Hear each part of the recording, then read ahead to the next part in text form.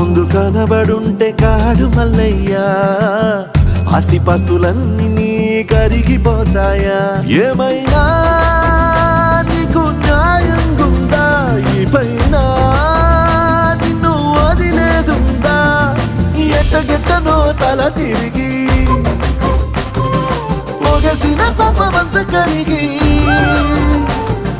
శివయ్యాని సిగముడిలా సిక్కుకుంటిరా. బొమ్మని ఇదిలించిన, కసురుతూ కదిలించిన, శూలముతో పొడిచిన, పాములు కరిపించిన, నిన్నొదిలితే నా పేరిక తిన్నడే కాదురా.